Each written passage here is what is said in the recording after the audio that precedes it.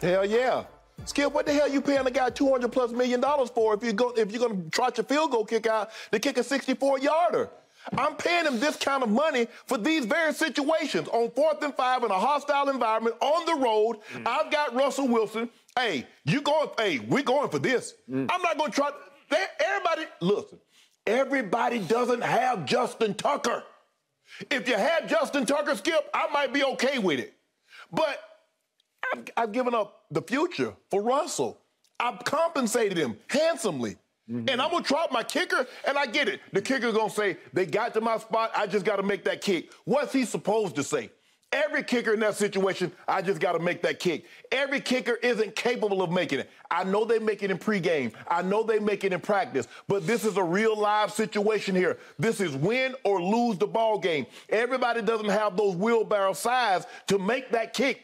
Justin Tucker, I'm trusting him 95 times out of 100, Skip, to make that kick. Even from 60, whatever? It was 64. Yes. It would have been the longest. It would have been the second longest field goal in the history of the NFL. So that just goes to tell you just how long that was. Everybody can't make that kick. Skip, you got to go for it. And then, what the hell? You let 30, 40 seconds run off the clock, and then you call timeout? They were sloppy all last night. How many delay of game penalties did they get? How many penalties? How many times did they let the clock run down and Seattle jumped the count and tackle for loss in the backfield? Because it was that tackle for loss that really set them behind the 8 ball when they got Javonte Williams because they were jumping the count. Did happen to him twice on the goal line, Skip. No, it was bad. No, there's no chance. There's zero chance with a $200+ million quarterback am I trotting the field goal kicker out there. I've seen John Harbaugh go for it with Lamar when Lamar was in the second, third year of his deal, and he wasn't making nowhere near 20, and he had Justin Tucker. No, Skip, they were wrong. They were wrong in this situation. There's absolutely no way they should have let McManus attempt that with Russ. That's what you got him for. What the hell? If I'm going to let my field goal kicker attempt 64-yarders, I don't need a $200 million quarterback. I don't need to give up the future to get said $200 million quarterback. I disagree. I vehemently disagree. McManus was 1 for 7 on 60+ yard kicks. Nah. Only 2 field goals made in the history. Prater got a 64-yarder, and Justin Tucker kicked a 66-yarder. But the 64-yarder was at altitude, above altitude in Denver. Tucker made his in Baltimore. Nah, hell no. Russ didn't play well last night. He did not play well. So you actually undid your argument with your last statement. But still, he did not play well. But Skip, the thing about the quarterbacks is that they cannot. A lot of times we've seen the really good quarterbacks not play well the whole game. Tom Brady has made a career of just being so-so.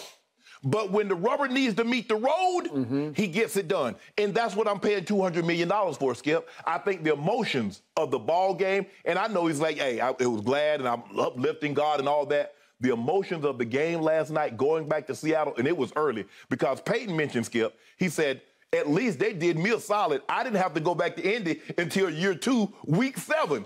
They start Russell out opening weekend on the road in Seattle. Okay, I got it. All right, before I unleash on this, for the record, the Brandon McManus attempt got there. It was just wide left by about a foot, maybe. For a second, I thought it was at least going to hit the upright, and it just barely missed the upright. Is that fair? I mean, it was close. Yeah. It wasn't snap hook 20 yards short. No. It wasn't a dying quail that fell at the goal line. It wasn't like Bullock, but it had the same results. Remember Bullock, how he shaked his way left? It wasn't even close. And that was from 47 to beat the Giants on the last play of the Tennessee at Giants game this past Sunday. All right.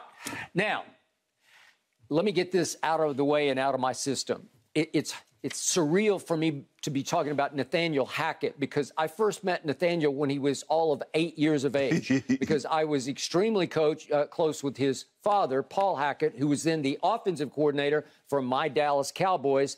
And Nathaniel was the younger brother, and he didn't seem to have any interest in sports whatsoever. So it's surreal to be watching him coaching your Denver Broncos in his first ever head coaching game, obviously coming over from Green Bay and Aaron Rodgers. What year was his dad, the offensive coordinator? This is the late 80s. This is 86, 7, 8, just before Jimmy. And in fact, Paul was hired by Tex Schramm to be the successor to Thomas Wade Landry. He was handpicked by Tex Schramm to be the next Landry, and then Jerry bought it. Right. And Jerry didn't want to go forward with Landry. I remember his dad when he was offensive coordinator for Kansas City under Marty in the mid-90s. He was also Joe Montana's coordinator under Bill Walsh. Yes. Okay, so he had a storied career up to that point. And he had Herschel Walker at his greatest in 86, 87. And Herschel was spectacular, thanks in large part to what Paul was calling. But the point is, Nathaniel was the kid that I thought, well, I don't even think he has any interest in football. And look at him now. Right. And it comes down to he becomes the focal point. And I don't even know Nathaniel because I only knew him when he was this little kid. But the point is, I'm going to defend him on this count. He showed some guts last night. There are other words I could use for that, but he showed some big guts because he made a hellacious decision on the fly at the end of his first game to say, you know what, I don't like the way my quarterback is moving the football because he made a statement after the game that he said, we had been moving it just slightly. That's his statement. We'd been moving it just slightly. We weren't moving it in big chunks. Well, I would say that's fair to say. And then let's look at Russ's night, shall we? Let's start back with the pass to Judy that broke for the 67-yard touchdown, okay? Yeah, check this out. It wasn't Russ's best effort because he's got him wide open, and it's so underthrown that the DB just falls all over him and misses the ball and the tackle all at once, and Judy gets free and goes 67 yards. So that wasn't exactly a thing of Seattle beauty like we used to see from Russ, right? Right. Okay, now let's look at the previous series when they had it all the way down to 1st and goal at the 3. There's a false start in here, but I'm going to show you the 3 passes Russ threw, one from the 3 and then a couple from the 8. Let's see them in a row, if we could, please. These are his last 3 passes in this series where you can take the lead. Okay, that one's just out of bounds. He just threw it out of bounds and incomplete. And this is the 2nd attempt. And he has to scramble, and he throws it wide left. It's basically a throw away at that point. And this is the one that I thought maybe he's got a shot to Sutton, and it's way wide behind and high, okay? So he has 3 cracks at taking the lead right there. Miss, miss, miss. And you can credit Seattle for good coverage. You can credit they created pressure on him. But that goes into this last possession in which they run 10 straight plays, and they travel a grand total of 32 yards in 3 minutes and 47 seconds. Yes. And very young Coach Hackett, he's not young by age, but the point is this is his first time out on national TV on the solo Monday night stage, and he's watching this thinking to himself like, I don't know. I'm not seeing a hot hand here. I'm not seeing the Seattle Russ operating Skip, if you think about it, Russ is a very good deep ball thrower, and he was missing all of his deep balls were missed inside. He started the game. They run a bootleg, and he overshoots the tight end. He comes back. He got the tight end for a walk-in touchdown. He overthrows him, but the tight end makes a great one-handed catch. So it seemed like the emotion, he was like deep, and then he was short. Okay. But all that aside, I'm paying him $243 million. No, I get that. But on this last series, you go 10 straight plays. Do you realize in those 10 plays in that final series, not one ball went to a wide receiver? Exactly. And they got wideouts, man. Yeah. I know they lost one. Let's Tim Patrick. Yeah, but they still got Sutton. They got Judy. They got Hamler. And I'm looking for somebody to get loose, and nobody gets free, or he can't find anybody. So he goes tight end twice for 5-6. And then it's just a series of dumps. It's a bunch of screen passes to Javonte, who he had lost 4. That puts you in the hole a little bit. But on the last play, he did get 9, but he got it all by himself on a little swing screen. But the one pass that was a misfire was Russ is in the pocket. It's almost like a tuck rule play where he started to throw it. I think we have it. He started to throw it, and I couldn't even figure what had happened, but he held on because he didn't like what he saw, and he threw it right in the ground. I don't know if the DB jumped it or the guy jumped up in front of it. I think the DB jumped, but the ball just comes right back up to him, and you couldn't see it in real time. Like, safety. Like, what just happened? Because he takes off running with it, but he had bounced it on the turf. That's not legal. You can't run with that football, right? It's incomplete once it does that. It was just incomplete. Okay, so this is what young head coach Nathaniel Hackett is thinking, like, wait a second, I'm not seeing much here. Right. So in a vacuum, I think the odds are like that you have a 36% chance of winning if you go for it on 4th and 5, and it's like a 7% chance of winning if you try to kick a 64-yard field goal. Right.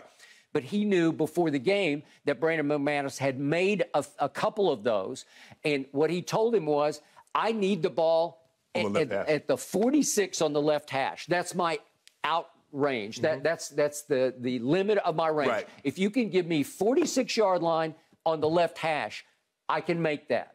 And he almost did. So I can't condemn young Nathaniel for saying, I'm not seeing it from Russ tonight. I think I'm going to have a better chance. I get your big picture point, because for the locker room's sake, yes, for send a message to your fans.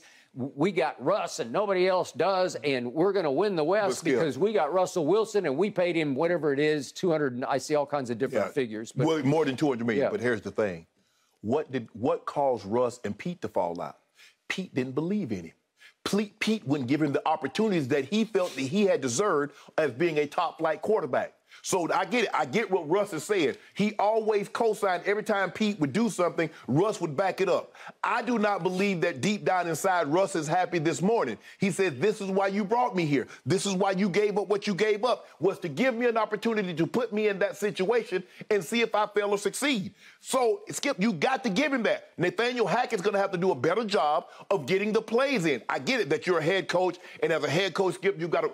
But in that situation, when I'm calling the plays, it doesn't matter what the defense is on the sideline. You got to get the plays in. Skip, they're not even breaking the huddle until like 8-9 seconds. By the time you get to the line, if you got any adjustment, the time's going to run out. That's Nathaniel's fault, because he's calling the plays from the sideline while trying to be the head coach, which, as you well know, it's hard to do. But you came up under a man who did just that. I did. I did. But, and Skip, I mean, the bad fumbles, I hate when teams get the quarterback under center, put the running back in the eye and hand him the ball. Stop that shotgun snap with the offset back, because any penetration, it blows it up. And one more thing I'm going to say, Skip, and I'm going to turn it back over to you. Javonte Williams needs to be the starter. And until he does this on his helmet that he's tired, Melvin Gordon stays on the sideline. The guys don't play enough. Running back is a rhythm position. How in the hell can I get in rhythm if I'm going to series, Melvin Gordon goes a series. He goes 2 series, I go 2 series. No, let Javonte, give that man 25 carries. And when he taps his helmet, Gordon, you're in. But this back and forth, Skip, neither guy can get a rhythm. Okay, yet Javonte Williams, if I look at pass receiving targets, do you realize what happened last night? Yeah. Russ is just throwing, he threw in 12 balls. They're check downs. It's a lot of dink and dunk from Russ, and he caught 11 of them because they're dinks and they're dunks, and yet they totaled 65 yards, which isn't enough. He didn't do enough damage with 11 catches for only 65 yards. But look at his targets compared to the next target. It goes to the young tight end who had 6. Right. Okay, so he had twice as you threw twice as many balls to the running back as to any of your other receivers, but it starts with the tight end who got 6 targets and 5 catches, and then your wideouts caught 4 and 4, Judy and Cortland Sutton. Both with 7 targets, with 7 targets. Well, it just shows you Russ didn't have a lot of faith in himself throwing the ball down the field. Right. I mean, he just didn't. And Williams is going to understand in a situation like that, Skip, I'm 4 or 5 yards behind the line of scrimmage. Now I'm not going to catch this ball. This doesn't do me any good, because now you catch the ball 9 seconds and 14, and so you're really behind the 8 ball. So now you need to get 7 yards just to make it 3rd and 7, as opposed to letting it be 2nd and 10. Now you get 7 yards, it's 3rd and 3, something that you can work with. Though that will come with time, and that's something that players need to understand. I don't think guys really understand situational football enough. Maybe the coaches need to do a better job of going over that with them, that in a situation like this, when we're behind and you're behind the line of scrimmage, we got to be very careful whether or not we catch this ball, because not only do you lose yards, Skip, guess what? You keep the clock moving. At worst case scenario, it's incomplete, the clock stops, and now we get 2nd and 10. But I thought this was a bad outing. I didn't like what I saw from the Broncos defense, because they had Geno Smith looking like Mahomes. For a second there, he was looking like Lamar Jackson too, because he was running and throwing, and then he was throwing.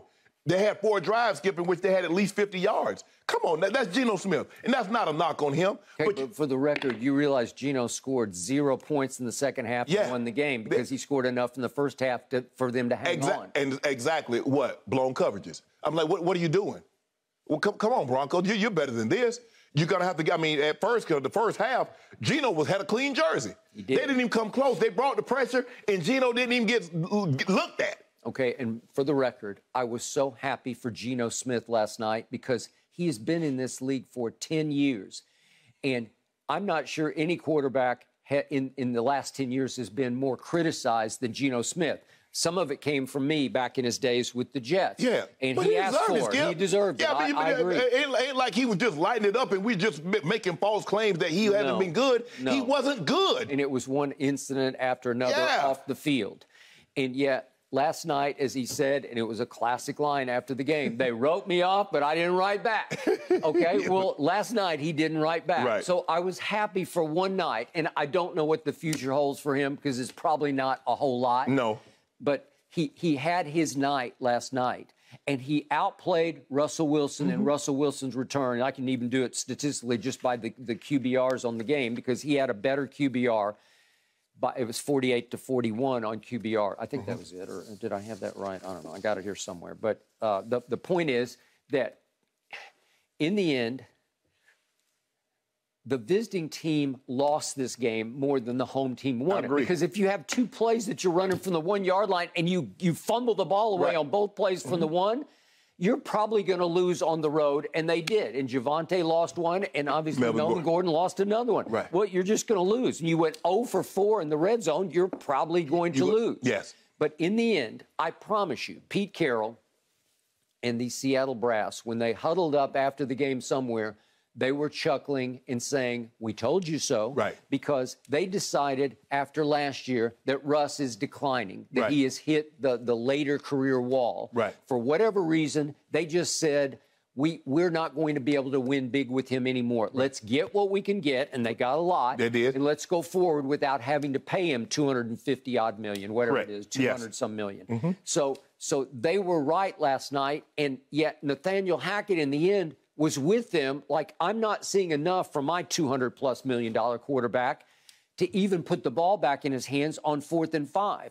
There was a time, there was a day when Russ was about as good as it gets in that situation. Right. I'm not sure it's that way anymore. I think the thing is, Skip, even though he's not having a good game, in order for the morale of the team and to show that you have confidence in the guy so they can have confidence in him, you put the ball in his hands. Because now I'm looking like, well, damn, they tried McManus. It's not like he's Justin Tucker.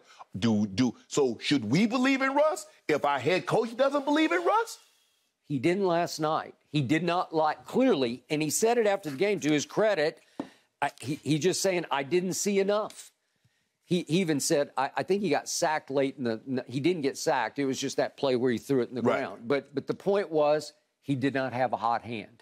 And the point is, as you well know, 4th and 5 is no walk in the park. No. You know, like it's not any done deal. But they said you got a 36 chance of winning if you get it. Winning. That's not of making 4th down, of winning the game. If you go for it on 4th down, your chances are better than 64. But that's in a vacuum, not knowing the circumstance, not knowing that this quarterback was having a rough night in his return. Maybe he was overamped. Maybe he's just trying too hard. Well, maybe he's a little spent from all the emotion. But they also don't know that prior to that kick, McManus was 1 for 6 on 60-plus yard field goals. Okay. So if we factor all that in, I'm going to take my chances. I'm going to take my chance with Russ, and I would like to see Russ, because a couple of times Russ ran himself into a sack. You don't always have to get wide. Sometimes you can step up in the pocket, but Russ on a couple of times, Skip, he went wide. He went to the side, and they forced him, and they did a great job of containing him. But Russ didn't have his best game. Hopefully and it's just one game. Hackett didn't have his best game calling the game. No. And so hopefully, Skip, the jitters are out. There's no more Seattle. There's no more about going home and all this and all that stuff. And now we can play football. Because I can tell you this. If you make Geno Smith look like that, look at the other 3 quarterbacks. You got Mahomes, you got Herbert, and you got Derek Carr. And Geno Smith just went 23 or 28. Yep. Geno Smith. We saw Mahomes go 30 or 39. Yep. So what the hell you think he's going to do? We just saw Herbert. Yep. What do you think they're going to do? You better fix it. Yeah, I got it. By the way, Geno's, I was doing the Cooper Rush QBR, but it was 69-52 on QBR last night. Okay. So Geno pretty thoroughly outplayed him. Yeah, absolutely. Okay, well, bully for Geno. How many times do you think Geno Smith had a 69 QBR? I got to tell you, maybe never. Because he was a disaster with the Jets, obviously. And I was shocked he even won the job over Drew Lock. Yeah. Shannon, it may not be a glorious year for your Denver Broncos. I tell you what, it's not going to be a glorious year for your Dallas Cowboys. So it looks like we're going to be fighting for the bottom of the cellar. They weren't playing last night, Mike. They played the other night. It looked bad. Looked bad. Yeah, well, we'll see. Are you two going to prove the old adage, misery loves company? Yes. I don't know. I hope not. We can be bad as long as the Cowboys are worse. I don't know if Russ was just holding the party line last night, but he did say he did not think that the decision was wrong to kick that field goal. Thanks for watching, Undisputed fans. Subscribe here to get the very latest from Skip and Shannon. Plus, go watch a few segments from our other shows on FS1.